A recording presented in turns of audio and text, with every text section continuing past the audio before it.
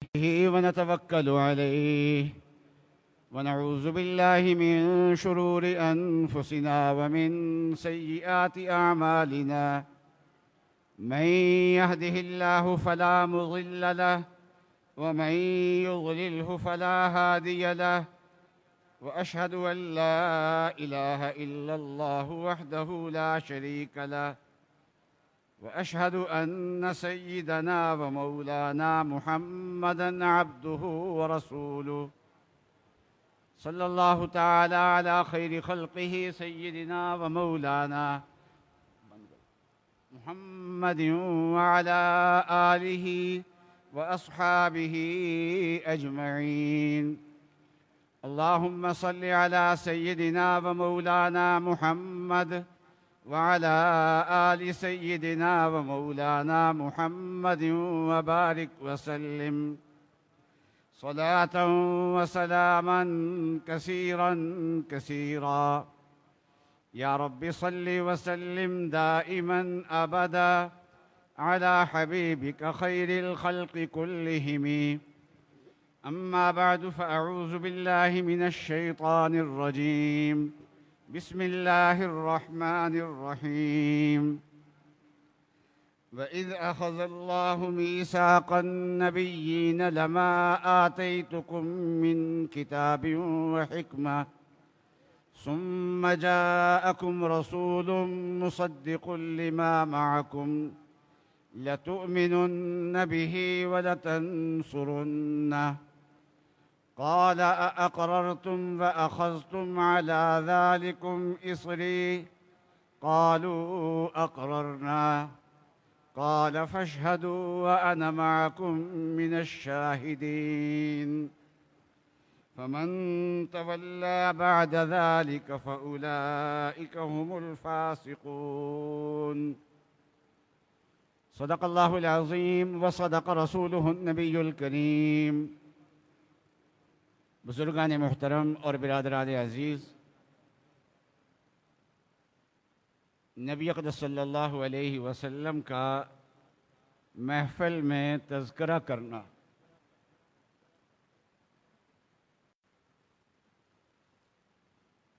اور آپ کے حالات زندگی کو بیان کرنا،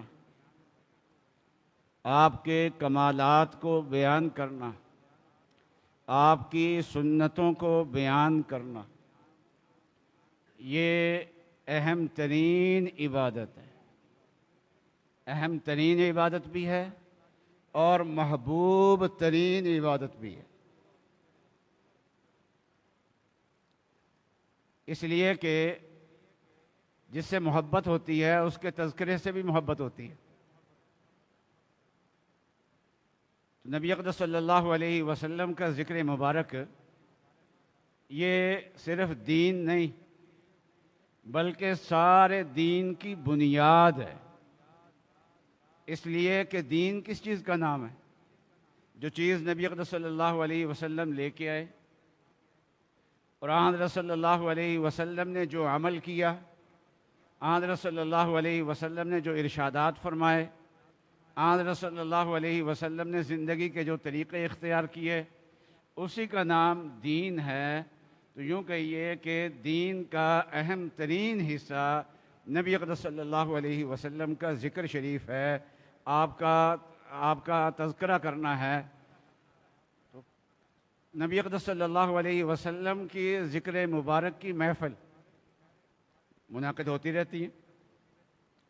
کچھ لوگ اس کو محفل میلاد کہہ دیتے ہیں، کچھ لوگ اس کو سیرت النبی کا جلسہ کہہ دیتے ہیں.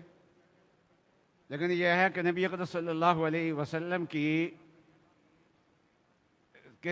ذکر مبارک کی محفلیں تمام مسلمانوں کے ہاں منعقد ہوتی رہتی ہیں، اور اس کے نیکی ہونے پہ کسی کو کوئی اختلاف نہیں ہے. سب سے پہلی محفل کب منعقد ہوئی نبی اقدس صلی اللہ علیہ وسلم کے ذکر مبارک کی؟ وہ نبی اقدس صلی اللہ علیہ وسلم کی ولادت سے بھی بہت پہلے ہوئی، عالم ارواح میں ہوئی ہے. جبکہ سارے انسان جو ہیں وہ ابھی عالم ارواح میں تھے، ابھی عالم دنیا میں کوئی انسان نہیں آیا تھا. اس وقت حق تعالی شانہ نے تمام انبیاء علیہم السلام کی محفل میں نبی اقدس صلی اللہ علیہ وسلم کا ذکر مبارک کیا ہے۔ یہ جو آیات میں نے پڑھی ہیں، سعادت حاصل ہوئی ہے مجھے یہ آیت پڑھنے کی، تو ان آیات میں اسی محفل کا تذکرہ ہے۔ تو کیسی شاندار محفل ہوگی کہ جس محفل میں گفتگو کرنے والے اللہ ہوں، اور جس محفل کے شرکاء سارے کے سارے انبیاء علیہ السلام، اور وہ محفل تھی کیا، اور اس میں حق تعالی شانہ نے کیا فرمایا، انبیاء علیہ السلام نے کیا جواب دیا، یہ ساری تفصیل جو ہے یہ حق تعالی شانہ نے قرآن پاک کی ان آیات کے اندر بیان فرما دی۔ فرمایا وَإِذْ أَخَذَ اللَّهُ مِيثَاقَ النَّبِيِّينَ، اللہ تبارک و تعالیٰ نے انبیاء علیہ السلام سے عہد لیا، عالم ارواح میں عہد لیا۔ کیا عہد لیا؟ کہ لما آتیتکم من کتاب و حکمہ، کہ میں تمہیں کتاب بھی دوں گا اور حکمت بھی دوں گا۔ ثم جاءکم رسول مصدق لما معکم، تمہارے پاس کتاب بھی ہوگی، تمہارے پاس حکمت بھی ہوگی، نبوت بھی ہوگی تمہارے پاس، پھر تمہارے پاس وہ رسول آ جائیں، آخری رسول،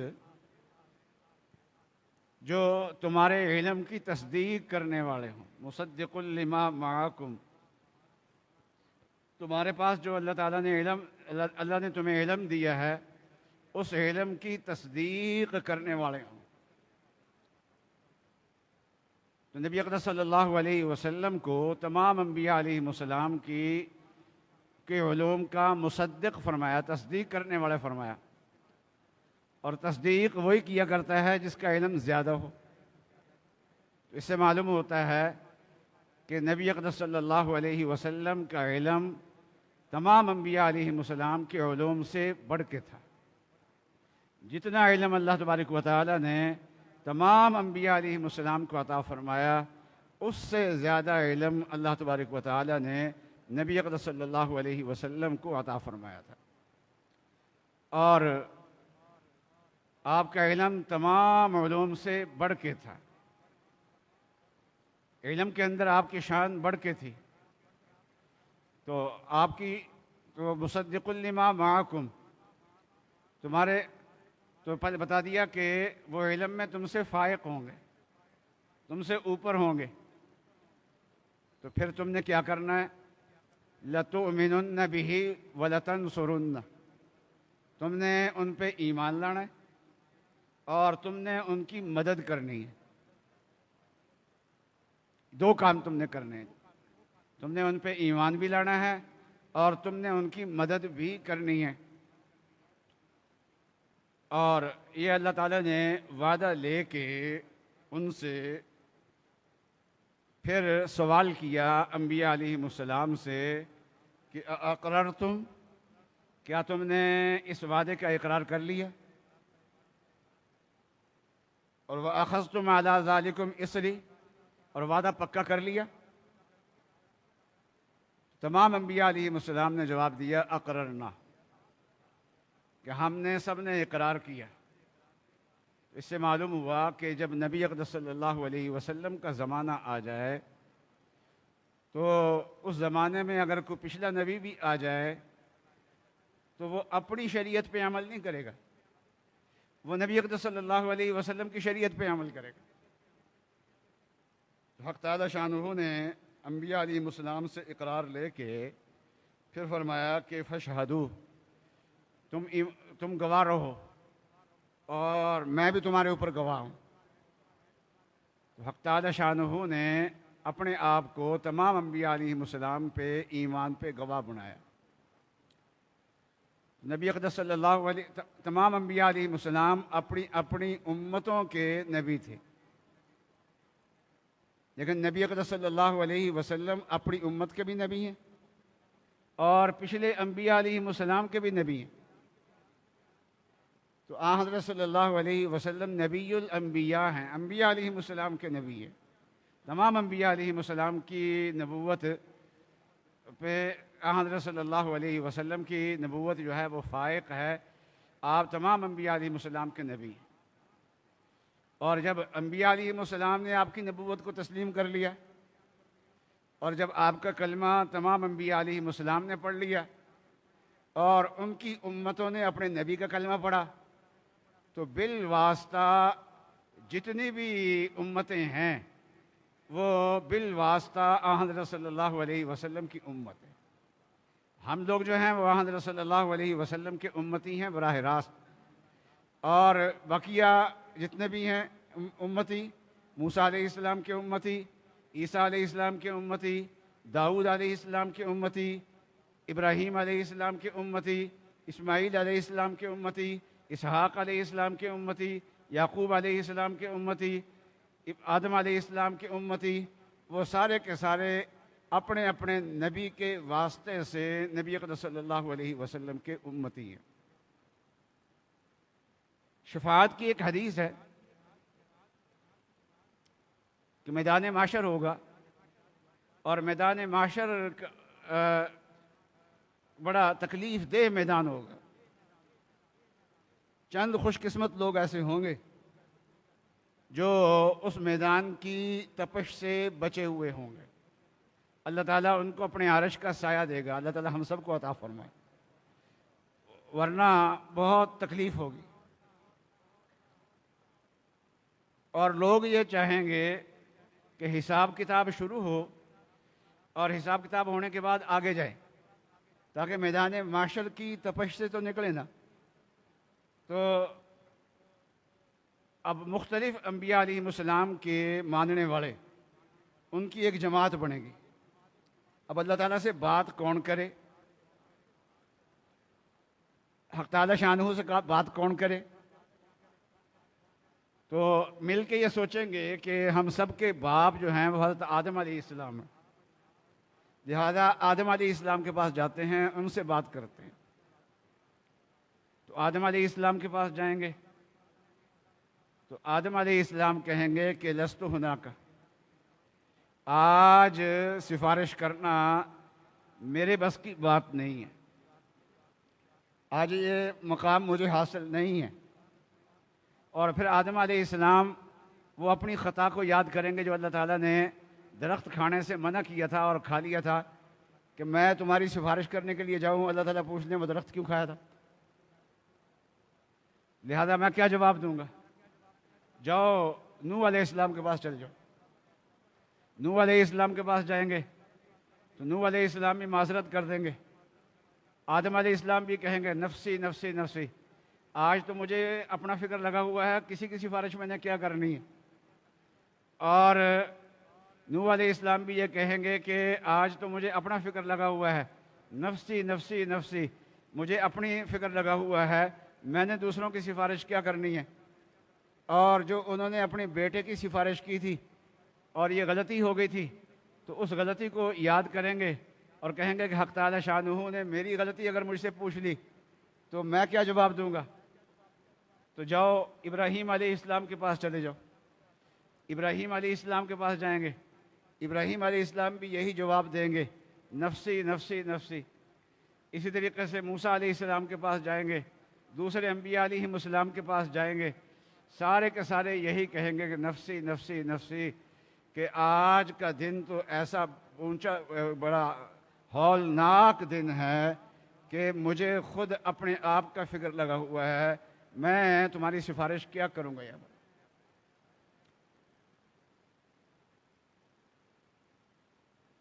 تو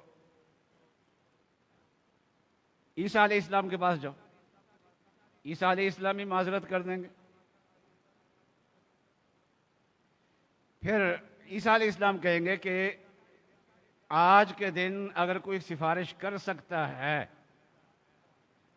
تو وہ محمد الرسول اللہ صلی اللہ علیہ وسلم کر سکتے ہیں۔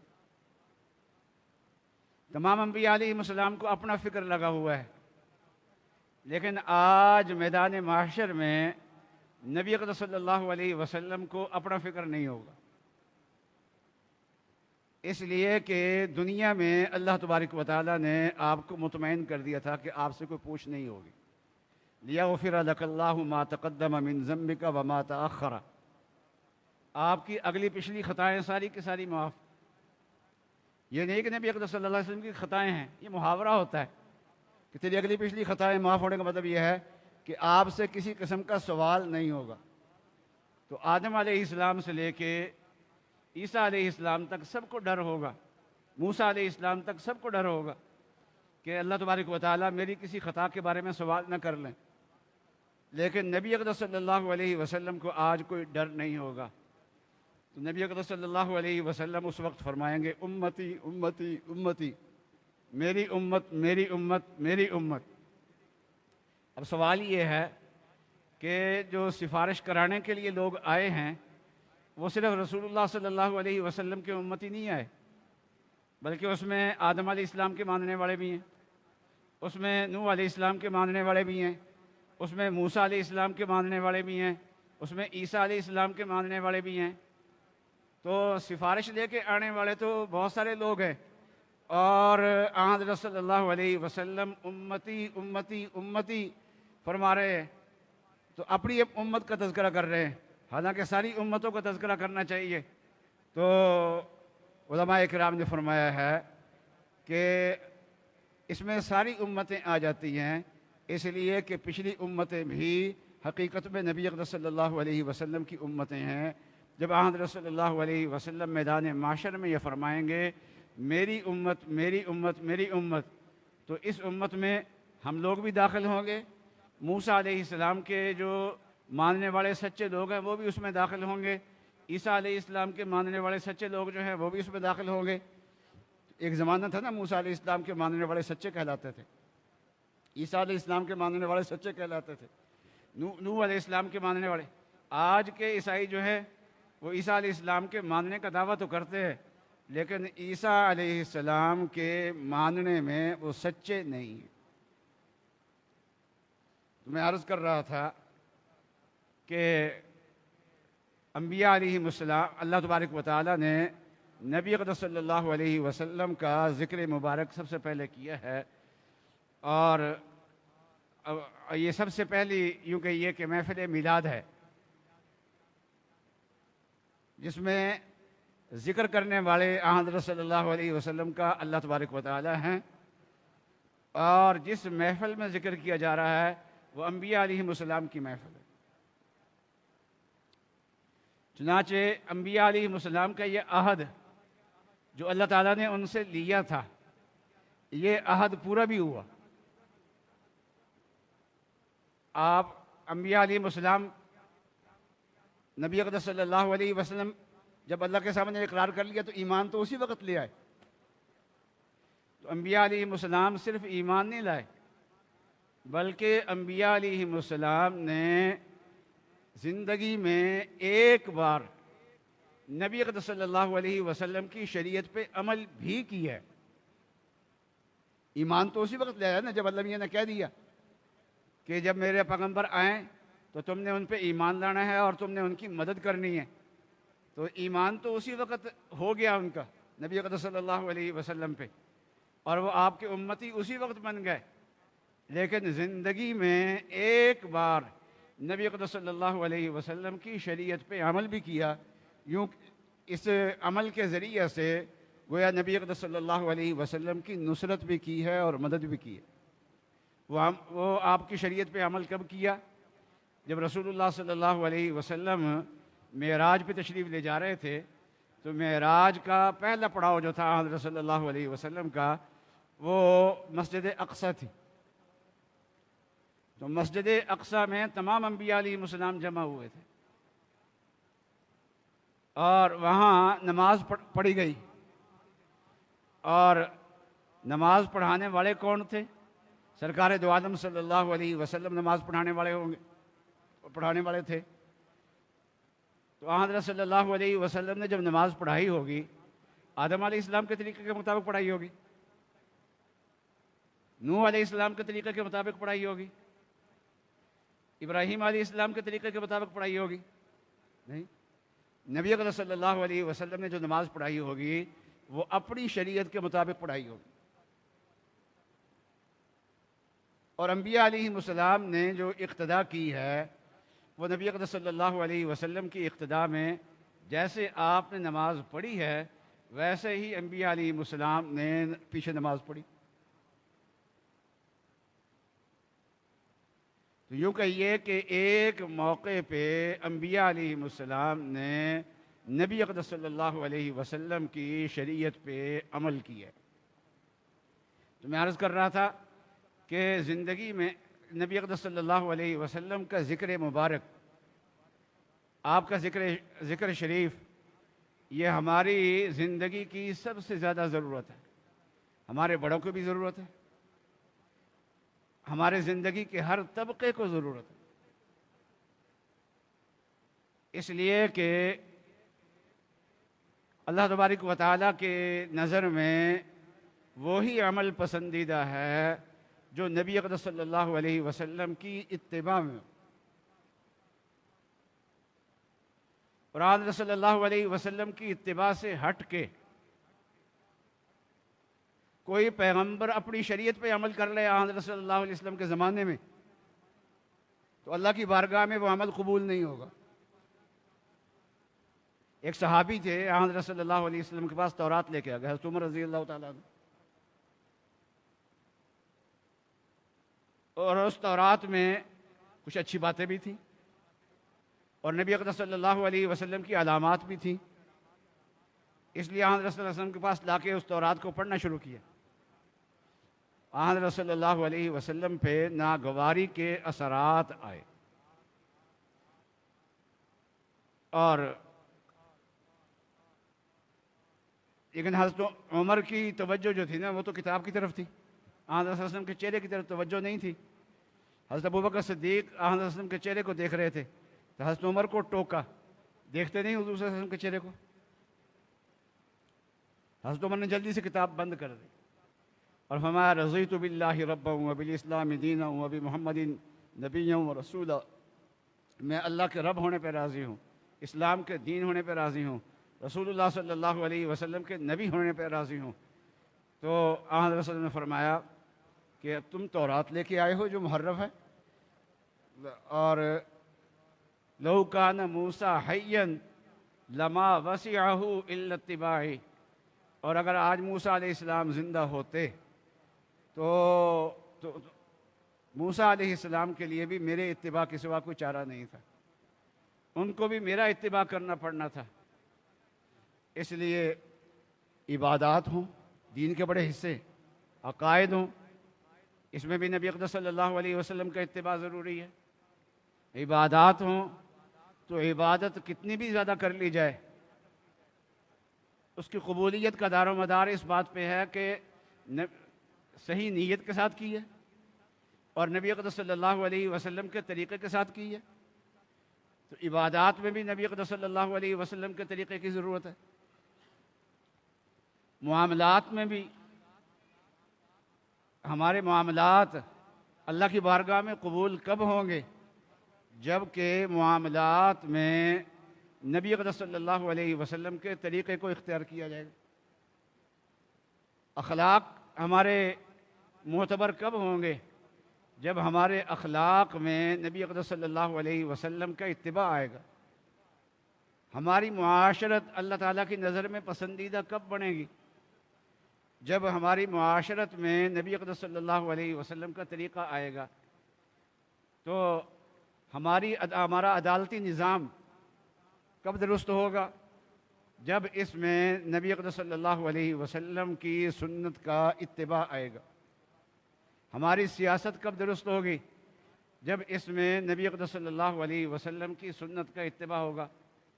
تو آج سب سے زیادہ ضرورت نبی اکرم صلی اللہ علیہ وسلم کے طریقے کو اپنی زندگی میں لانا ہے، اور لانے کے لیے اس کا تذکرہ کرنا ہے۔ اس لیے ایک تو اپنی زندگی سنوارنے کے لیے ہمیں آن صلی اللہ علیہ وسلم کے ذکر مبارک کی ضرورت ہے۔ دوسرا حضرت صلی اللہ علیہ وسلم سے محبت کا تقاضا ہے کہ حضرت صلی اللہ علیہ وسلم کا ذکر مبارک کیا جائے. اور تیسرا یہ ہے کہ ہمارے گھروں میں حضرت صلی اللہ علیہ وسلم کا تذکرہ ہو اور اس تذکرے سے ہمارے گھروں میں رونق لگے. تو گھروں میں کوئی کتاب پڑھی جائے ہر روز جس میں نبی اقدس صلی اللہ علیہ وسلم کی سیرت طیبہ کا تذکرہ ہو. تو ان چیزوں کی حضرت صلی اللہ علیہ وسلم کا ذکر مبارک یہ ہر روز ضرورت ہے اس کی ہمیں، اور ہر گھر میں اس کی ضرورت ہے. اس لیے ہمیں پروگرام بنانا چاہیے. ہمارا اور پچھلی قوموں کا فرق کیا ہے؟ پچھلی قوموں کے جو بڑے تھے انبیاء علیہ السلام، وہ تاریخ کا حصہ بن چکے ہیں. ان کی زندگی آج محفوظ نہیں ہے. اس لیے وہ لوگ تاریخی طور پہ اپنے نبی کو یاد کر لیں. اس کے لیے سال میں ایک بار بھی یاد کر لیں تو کافی ہے.